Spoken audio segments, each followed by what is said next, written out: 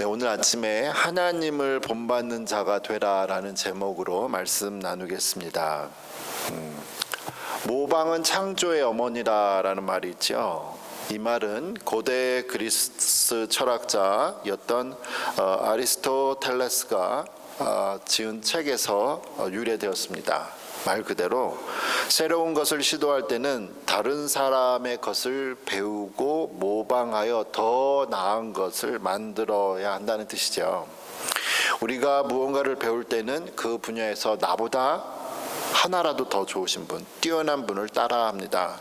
음악이나 미술, 체육 등 어떤 분야에서든 처음 배우는 학생은 선생님의 지도 아래 선생님이 하는 걸 그대로 다 따라하죠. 그러다가 선생님이 더 이상 이 학생들을 가르칠 게 없다고 판단되면 선생님이 이 학생들을 자기보다 더 뛰어난 분에게 소개하지요.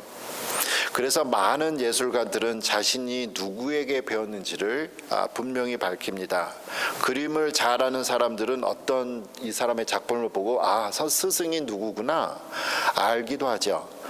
우리가 훌륭한 사람이 되고 싶다면 좋은 선생을 만나야 합니다. 오늘 본문 에베소서 5장 1절에 이렇게 말씀합니다. 그러므로 사랑을 받는 자녀같이 너희는 하나님을 본받는 자가 되라. 집에서 아이들은 부모에게서 다 배우죠. 부모의 좋은 점뿐만 아니라 좋지 않은 점도 배웁니다.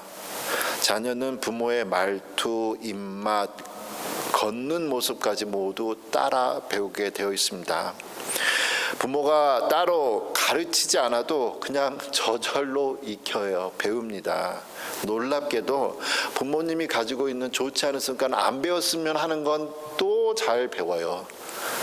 왜냐하면 부모도 완벽한 사람이지 않기 때문에 좋지 않은 걸 자녀들이 배우게 되죠. 미국 통계에 의하면 미국 어린이 18세 이하 어린이 약 4분의 1, 1900만 명의 어린아이들이 술이나 마약 등의 중독 문제를 가지고 있는 부모 밑에서 함께 살고 있다고 합니다. 아이들의 4분의 1이 그런 거예요. 술이나 마약 중독. 미국이에요. 이는 심각한 수치죠. 이 말은 곧 이 어린아이들이 또 자라면 성인이 되었을 때 그들도 그들의 부모처럼 마약이나 술이나 이렇게 중독될 수 있는 확률이 아주 높다는 겁니다. 우리를 낳아주신 부모님께 우리가 감사하지만 완벽한 부모님은 안 계시죠. 그런데 오늘 에베소서 5장 1절에서 우리에게 완벽한 아버지를 소개하고 있습니다. 완벽한 분, 바로 하나님이죠. 성경은 우리에게 이 세상에 다른 것이 아니라 하나님을 본받으라고 말씀을 하고 있습니다. 하나님을 본받는 자, 영어로 imitators라는 단어를 썼죠. imitator. 우리가 모조품, 모방품 할 때 imitation이라는 단어를 쓰죠. 가짜예요. imitation. 진짜가 아니라 가짜다. imitation. 근데 imitator는 그럼 가짜를 만드는 사람이 아니라 하나님을 본받고 따르는 정말 진정한 사람이 되라는 뜻이죠. 예전에는 우리가 중국 제품 하면 다 가짜, 베껴 쓰는 애들, 사람들, 모조품 이렇게 많은 인식이 있었습니다. 물론 지금도 그런 게 많이 있긴 하지만 그렇게 모조로 다른 사람 거, 다른 나라 거 베끼고 시작한 중국이 지금은 미국을 위협하죠. 세계가 두려워하는 나라가 되었습니다. 우리가 잘 아는 대로 전기 배터리는 중국을 아무도 따라갈 수가 없다고 하죠. 그렇다면 하나님을 그럼 본받는 삶은 어떤 삶인가? 바로 예수님처럼 사는 겁니다. 에베소서 5장 2절 보도록 하겠습니다. 그리스도께서 너희를 사랑하신 것 같이 너희도 사랑 가운데서 행하라. 그는 우리를 위하여 자신을 버리사 향기로운 제물과 희생 제물로 하나님께 드리셨느니라. 구약 성경에 보면 죄인인 사람은 거룩하신 빛 자체이신 하나님을 눈으로 직접 볼 수가 없었습니다. 그러나 하나님의 아들이신 예수님께서 이 땅에 사람으로 오심으로써 사람들은 드디어 예수님을 통해서 하나님은 이런 분이시구나, 하나님을 볼 수 있게 되었습니다. 하나님께서 우리에게 예수님을 통해 보여주신 하나님의 모습은 뭐냐? 5장 2절에 말한 것처럼 바로 원수까지도 사랑하시는 모습이었습니다. 하나님은 아무런 죄가 없으신 예수님께서 죄인인 사람들을 위해 십자가에서 죽으심으로 원수까지 사랑하는 하나님의 사랑을 직접 보여주셨습니다. 성경은 우리에게도 예수님처럼 다른 사람들을 위해 자신의 것을 희생하며 사랑하며 살라고 말씀을 하고 계시죠. 그렇다면 예수님께서 우리를 사랑하신 것처럼 다른 사람을 사랑하며 희생하며 산다는 것은 또 어떻게 사는 것일까요? 에베소서 5장 3에서 6절에서 우리의 말과 행동을 통해 하나님을 나타내는 삶을 살라고 하고 있습니다. 3절에 음행과 온갖 더러운 것과 탐욕은 너희 중에서 그 이름조차도 부르지 마라. 이는 성도에게 마땅한 바니라. 누추함과 어리석은 말이나 희롱의 말이 마땅치 아니하니 오히려 감사하는 말을 하라. 너희도 정녕 이것을 알거니와 음행하는 자나 더러운 자나 탐하는 자 곧 우상 숭배의 자는 다 그리스도와 하나님의 나라에서 기업을 얻지 못하리니 6절에 누구든지 헛된 말로 너희를 섞이지 못하게 하라. 이로 말미암아 하나님의 진노가 불순종의 아들들에게 임했다. 성경은 예수님을 우리에게 좋지 않은 것은 그 이름조차도 부르지 말라고 3절에 말씀하고 있습니다. 이 이름조차도 부르지 말라라는 이 표현이 영어 성경에 보니까 힌트도 주지 마라고 해서 힌트도 주지 마라. 우리가 힌트라는 단어 사용할 때는 어떻게 해요? 시험을 보거나 모르고 있을 때 야 좀 알려줘 할 때 야 좀 힌트 좀 줘봐 그러잖아요. 그 작은 거 하나. 성격은 그 아주 작은 좋지 않은 습관의 틈을 통해서 악한 생각들이 들어오기 때문에 그런 생각조차도 아예 하지 말라라는 겁니다. 요즘은 컴퓨터 기술이 정말 너무 발전했죠. 너무 발전해서 내가 컴퓨터나 또 유튜브, 인터넷 뭘 사용했는지 얘가 다 알아요. 나에 대해서, 나의 취향에 대해서. 그리고 그걸 또 계속 추천해서 올려줘요. 제가 언젠가 야상에서 살아남는 그 방법에 대한 유튜브를 한번 봤는데 뭐 계속 서바이벌이 계속 나와요. 그래서 컴퓨터를 잘하는 분들이 이런 얘기를 했죠. 여러분의 휴대폰을 보면 여러분이 어떤 사람의 취향인지를 알 수 있습니다. 그랬어요. 예수님은 이 땅에 사시면서 완벽한 사람이셨습니다. 예수님도 혈기왕성한 청년 시기를 지나셨고 다른 사람들에게 억울한 말을 듣기도 하셨어요. 십자가에서 죽으시는 그 순간에도 사람들에게 모욕적인 말을 들으셨지만 예수님은 그 순간에도 사람들하고 똑같이 대하지 않으셨습니다. 오히려 예수님은 항상 하나님께 감사하는 말을 하셨고 더 나아가 자신을 죽이려는 이 죄인들을 알지 못하고 그러니까 용서해 달라고 기도하셨죠. 성경은 우리에게 이러한 예수님의 삶과 언어를 배우라고 말을 하고 있습니다.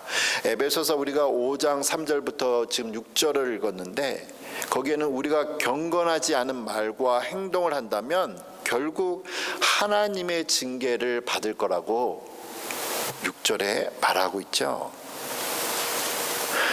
모든 부모는 자녀들이 다 잘 되기를 바라요. 어떤 부모도 자신의 자녀가 삶을 망칠 수 있는 좋지 않은 습관을 가진 친구들하고 어울리는 거 놔둘 뿐이 없습니다. 그래서 징계가 있기 전에 6절에 징계가 있다고 했는데 에베소서 5장 7절에서 10절이 하나님이 이렇게 또 말씀하시죠. 그러므로 그들과 함께하는 자가 되지 마라. 너의 삶을 망칠 그런 사람들과 함께 하지 마라 하고 말씀을 하는 겁니다. 8절에 너희가 전에는 어둠이더니 이제는 주 안에서 빛이라. 빛의 자녀들처럼 행하라. 빛의 열매는 모든 착함과 의로움과 진실함에 있느니라. 주를 기쁘시게 할 것이 무엇인가 시험하여 보라. 사람은 좋은 습관은 배우기 어렵지만 좋지 않은 습관은 배우지 말라고 해도 우리는 쉽게 몸에 익숙해집니다. 그렇기 때문에 거룩하지 못한 그리스도인의 삶을 사는 사람들이 있다면 7절에 그러잖아요. 아예 만나지도 마라. 함께하지도 마라. 그게 가장 좋은 방법이라는 거예요. 여러분 봉지에요. 사과 10개가 있다고 생각해 보자고요. 다 좋은 사과예요. 근데 조금 썩은 사과 하나를 그 안에 넣었어요. 그리고 꼭 묶어놔가지고 한 일주일 동안 있었어요. 일주일 동안 열어보면 어떻게 되었을까요? 좋은 사과 10개가 안 좋은 조금 썩은 사과를 좋게 만들어 놨을까요? 아니면 조금 썩었던 이 안 좋은 사과 하나가 좋았던 10개를 다 썩게 만들어 놨을까요? 당연히 썩은 사과 하나가 봉지 안에 좋은 10개를 다 썩게 만듭니다. 그래서 골라내잖아요. 썩은 거를 다른 거 보호하려고. 친구를 보면 그 사람을 알 수 있다는 말이 있죠. 여러분의 친구는 누굽니까? 친한 친구일수록 함께 보내는 시간이 많죠. 친한 친구는 자주 보고 싶고 내 돈으로 무언가를 사줘도 아끼지 않습니다. 좋은 친구를 나를 파괴시키는 사람이 아니잖아요. 예수님은 우리의 가장 좋은 친구이십니다. 여러분은 하루 24시간 중 얼마나 예수님과 함께 지내고 있나요? 성경을 통해 예수님을 만나는 시간이 정말 달콤하고 정말 기다려지는 시간인가요? 바쁘더라도 성경과 기도를 통해 예수님을 묵상하고 만나는 시간이 있었으면 좋겠습니다. 흔히 우리가 돈을 어떻게 사용하고 시간을 어떻게 사용하는지를 보면 우리의 마음과 관심이 어디에 있는지 알 수 있다고 그러죠. 나는 정말 나의 시간, 재능, 그리고 돈을 하나님이 기뻐하시는 곳에 사용하고 있는가? 하나님께서 모든 사람에게 똑같이 주신 이 24시간을 하루 24시간을 나는 어떻게 사용하는가? 입니다. 그래서 에베소서 5장 10절에 보니까 나의 시간과 물질과 언어 생활이 정말 하나님을 기쁘시게 하는지 살펴봐라 고 말씀을 하는 거죠.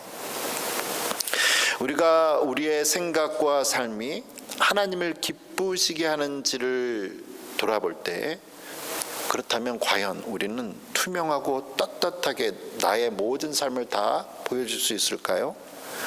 에베소서 5장 11절과 12절 이렇게 말씀합니다. 너희는 열매 없는 어둠의 일에 참여하지 말고 도리어 책망하라. 그들이 은밀히 행하는 것들은 말하기도 부끄러운 것들이라. 만일 우리가 혼자 있을 때 하는 말과 행동, 심지어 생각조차도 나도 모르는 사이에 세상에 다 공개가 된다면 우리 어떻게 살죠?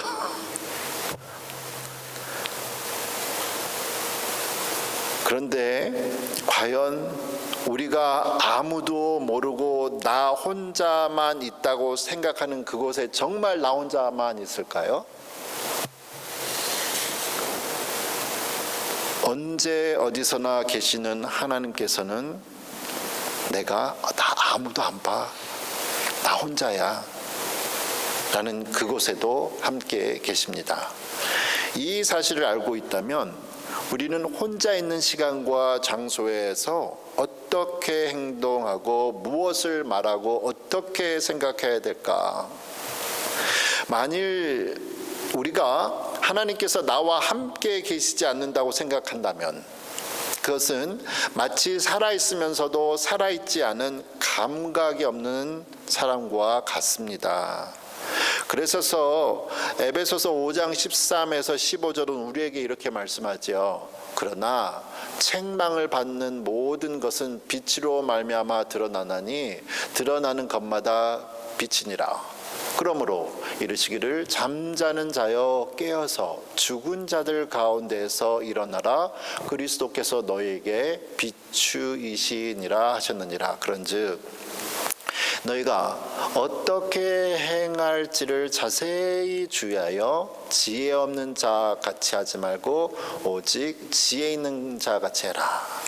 13절을 보면 우리가 혼자 있을 때 했던 모든 말과 행동, 심지어 생각까지도 드러나는 날이 올 것이라고 말씀을 하고 있습니다.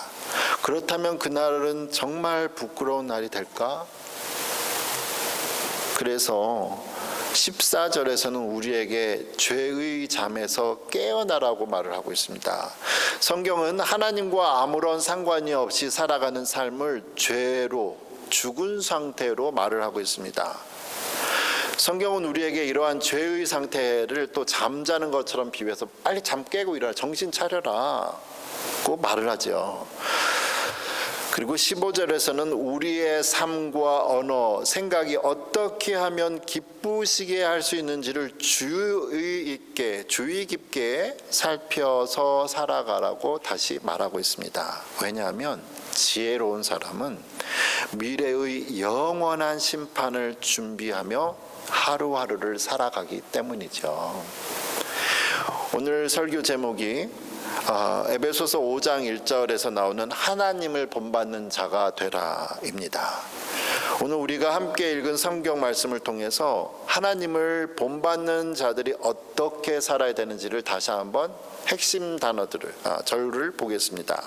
에베소서 5장 1절, 8절, 15절인데요. 이렇게 얘기하죠. 그러므로 사랑을 받는 자녀 같이 너희는 하나님을 본받는 자가 되고, 8절에서는 너희가 전에는 어둠이더니 이제는 주 안에서 빛이라 빛의 자녀들처럼 행하라고, 15절은 그런즉 너희가 어떻게 행할지를 자세히 주의하여 지혜 없는 자 같이 하지 말고 오직 지혜 있는 자 같이, 영어로는 다 as라는 단어를 썼는데요. 우리가 하나님을 본받는 삶을 산다는 것은 지금 당장은 성경이 말씀하시는 완벽한 사람이 아니더라도 우리의 말과 삶 그리고 생각까지도 우리가 하나님인 것처럼, 마치 우리가 예수님인 것처럼 행동한다면 어느 순간 나도 모르게 하나님께서 원하시는 그 사람이 된다는 겁니다. 제가 아는 우리 의사 선생님 한번 말씀해 드릴게요. 이분이 막내 아들이 한 6학년 정도 됐을 때라고 그래요.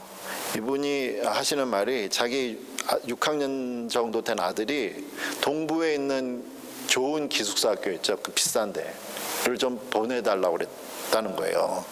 이유는 좋은 기숙사 학교에서 중고등학교 다 해서 좋은 대학교 가고 좋은 의대 가서 자기 좋은 의사가 되겠다고 하는 거예요.